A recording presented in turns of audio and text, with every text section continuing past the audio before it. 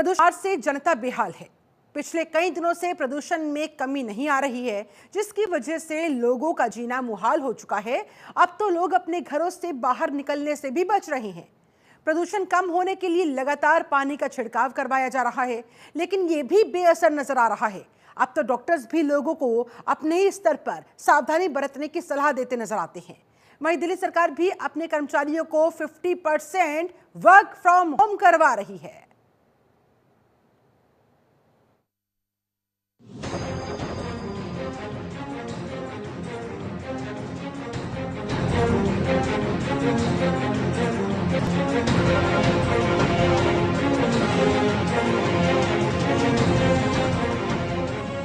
वायु प्रदूषण की मार लगातार, शहर शहर प्रदूषण का कहर। दिल्ली में AQI 450 पार। दिल्ली में प्रदूषण से राहत नहीं मिलती दिखाई दे रही। दिल्ली NCR में अब तो सांस लेना मुश्किल होता जा रहा है। हर तरफ हवा में प्रदूषण का जहर बढ़ रहा है। राजधानी में क्या बच्चे बूढ़े सभी लोगों को सांस लेने में परेशानियों का सामना करना पड़ रहा है। दिल्ली NCR में पिछले कई दिनों से सुबह के समय धुंध की चादर देखी जा रही है। केंद्रीय प्रदूषण एवं नियंत्रण बोर्ड के मुताबिक राजधानी दिल्ली में AQI 450 के करीब बना हुआ है, जो बेहद खराब श्रेणी में माना जाता है। बढ़ते प्रदूषण को कम करने के लिए आतिशी सरकार हॉटस्पॉट वाले क्षेत्रों में प्रदूषण की रोकथाम के लिए पानी का छिड़काव करा रही है, लेकिन इसका फायदा लोगों को नहीं मिल पा रहा। सांस के मरीज तो कई दौर से गुजर रहे हैं, क्योंकि AQI का जो स्तर है किसी भी स्वस्थ आदमी को बीमार बना सकता है। आइए एक नजर। वायु प्रदूषण से कई गंभीर बीमारी होने का खतरा बना है। दिल्ली NCR में तो वायु प्रदूषण सबसे ज्यादा खराब है। गंभीर बीमारी का खतरा, हृदय संबंधी रोग, लंग कैंसर, गैस्ट्रोइंटेस्टाइनल, गुर्दे के रोग, यकृत के रोग, त्वचा रोग, अस्थमा, ब्रोंकाइटिस, पल्मोनरी डिजीज। डॉक्टरों के मुताबिक बढ़ते वायु प्रदूषण से बचने गतिविधियों से बचना, घर के अंदर ही व्यायाम करें, जिससे वायु प्रदूषण के संपर्क में कम आएंगे। अगर किसी मरीज को अस्थमा है तो नियमित रूप से इनहेलर का इस्तेमाल करें। कुछ जरूरी बातों का ध्यान देने और उस पर भी डालते हैं। प्रदूषण से कैसे करें बचाव? मास्क का इस्तेमाल, भांप ले, व्यायाम करें, विटामिन C ले, अदरक शहद का सेवन, काढ़ा का सेवन करें, पेड़ पौधे लगाएं।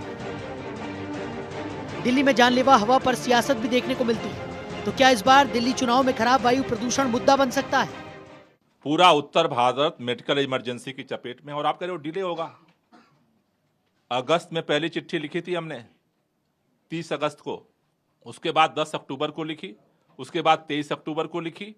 इमरजेंसी सिचुएशन आ गई, आज फिर हमने चिट्ठी लिखी। आप इतनी इमरजेंसी सिचुएशन में, मतलब आपने मान लिया है कि केंद्र की भाजपा जनता पार्टी की सरकार एक बैठक भी नहीं बुलाने वाली, कुछ नहीं करने वाली। आपने मान लिया पहले से कुछ नहीं करने वाली भाजपा की सरकार। भारतीय जनता पार्टी की सरकार को इस तरह से देश के लोगों की जिंदगी को खतरे में डालने का हक नहीं है।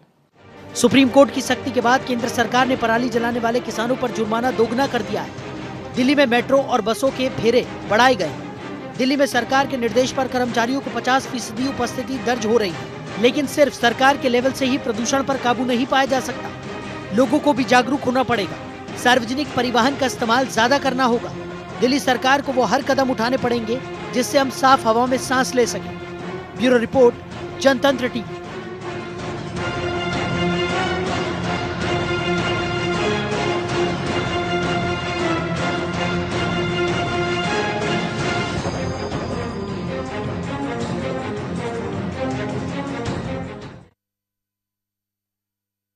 राजधानी वायु प्रदूषण बेहद खराब स्थिति में है। लोगों को सांस लेने तक में तकलीफ हो रही है।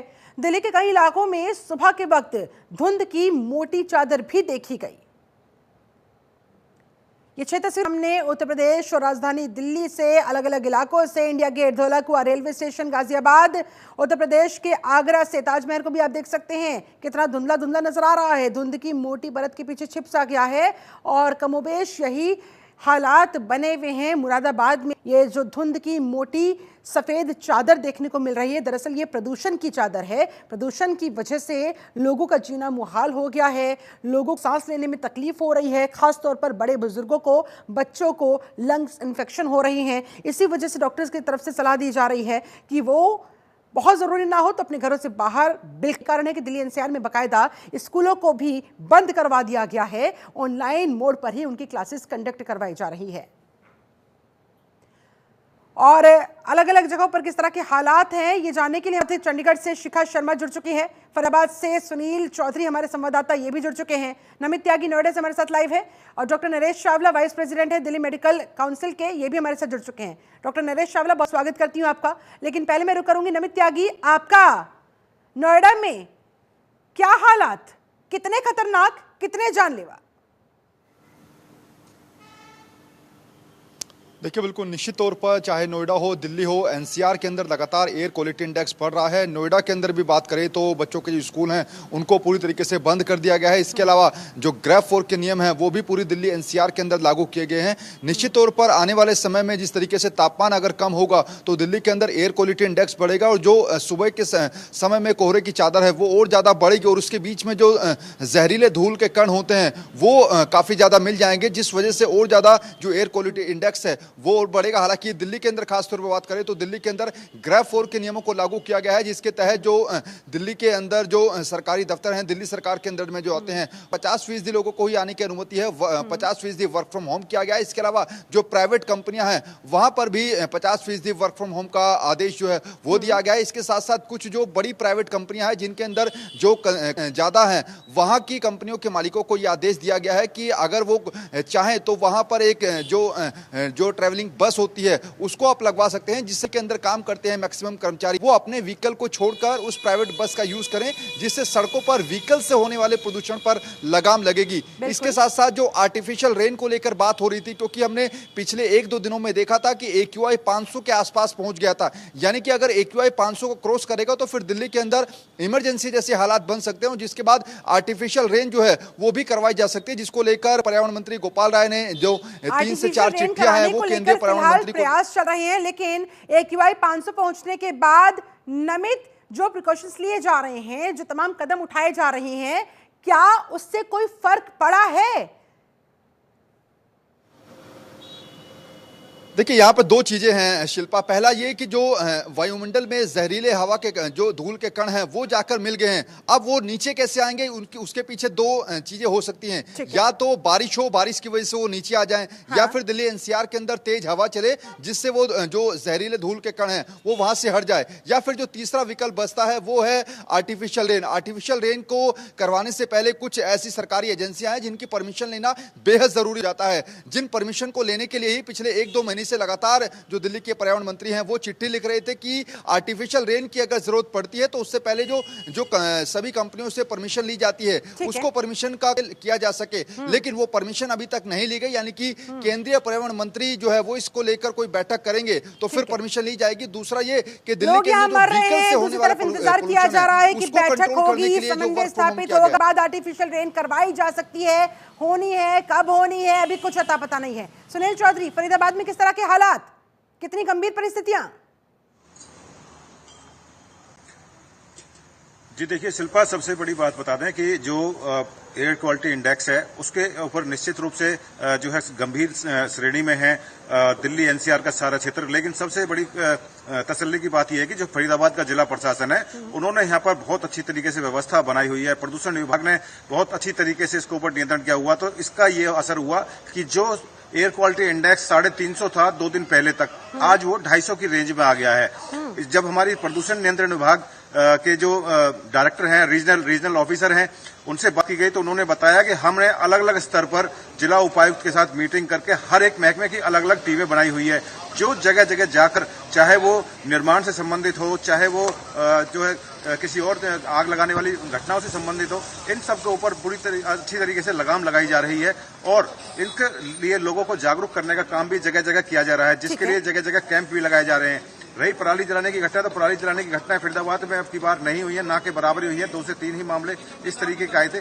लेकिन सबसे बड़ी बात यह है कि और शहरों के मुकाबले में फरीदाबाद का जो प्रदूषण नियंत्रण है वो काफी काबू में है और आगे भी प्रशासन की ओर से इस तरीके की व्यवस्था की जा रही है कि सड़कों पर जो है पानी का छिड़काव किया जा रहा है और उसके लिए पेड़ों की सफाई के लिए भी उनके ऊपर छिड़काव किया जा रहा है। तो उससे काफी हद तक जो है प्रदूषण के ऊपर नियंत्रण किया जा रहा है और प्रशासन पूरी तरीके से इसमें कमर कस के लगा हुआ है कि फरीदाबाद का जो प्रदूषण है वो कम से कम नियंत्रण में तो रहे। चलिए, फरीदाबाद में कम से कम कंट्रोल में कर लिया गया है।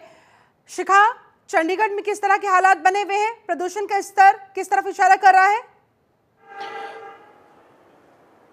देखिए, बात करें चंडीगढ़ की तो यहाँ पर एक्यूआई लेवल जो है वो 260 पहुंच गया था और आज देखिए फिलहाल यहाँ धुंध नहीं है। सुबह जब हम यहाँ पर मौसम देखते हैं तो धुंध जो है वो हमें नहीं देखने मिलती, पर कहीं ना कहीं एक जो जिस तरह से अब आने वाले दिन जो है, जो मौसम विभाग ने कहा है कि आने वाले 2 या 3 दिनों में जो मौसम का स्तर जो है वो और गिर जाएगा। उसके बाद कहीं ना कहीं धुंध जो है वो देखने को मिलेगी। फिलहाल 260 जो है वो एक लेवल चल रहा है। कहीं ना कहीं लोग जो है वो अपने घरों से बाहर निकल रहे हैं और फिर भी ये कहा जा रहा है कि हेल्थ डिपार्टमेंट के द्वारा कि आप अपने घर से बाहर निकले तो मास्क जो है वो लेकर निकले। सबसे बड़ी बात यह है कि चंडीगढ़ जो है वो बिल्कुल पंजाब के साथ लगता है और पंजाब में जो पराली जलाने के केसेस जो है वो बहुत ज्यादा आ रहे हैं और उसका असर जो है हमें कहीं ना कहीं चंडीगढ़ में जो है वो देखने को मिल रहा है। वो अलग बात है कि चंडीगढ़ में पेड़ पौधे जो है वो बहुत ज्यादा लगे हुए हैं ताकि इससे कहीं ना कहीं बैलेंस जो है वो बना रहता है और लगातार डिपार्टमेंट के द्वारा या प्रशासन के द्वारा लगातार पानी की बौछार जो है वो पेड़ों पे कराई जा रही है। सुबह सुबह जब हम निकले तो हम देखते हैं कि पेड़ों को किस तरह से पानी की बौछार जो है वो करा रही है और कहीं ना कहीं जो पोल्यूशन है उसको कंट्रोल करने की कोशिश जो है वो चंडीगढ़ की सरकार के द्वारा की जा रही है, चंडीगढ़ के प्रशासन के द्वारा की जा रही है। प्रयास तो हो रहे हैं, लेकिन सवाल यही खड़ा होता है कि ये समय रहते क्यों नहीं किए जाते, ये समय रहते कदम क्यों नहीं उठाए जाते? जब हालात बद से बदतर हो जाते हैं, जब सर के ऊपर पानी निकल जाता है, उसके बाद सरकारों को, प्रशासनिक अधिकारियों को इस बारे में ख्याल आता है। चलिए, आप सभी हमारे साथ बने रहे। नरेश चावला जी का मैं अब रुख करना चाहूंगी। डॉक्टर नरेश, इस जहरीली हवा से, इस जानलेवा प्रदूषण से कैसे बचा जाए और कौन कौन सी ऐसी बीमारियां जो इस गंदगी की वजह से लोगों को अपनी जद में ले रही है?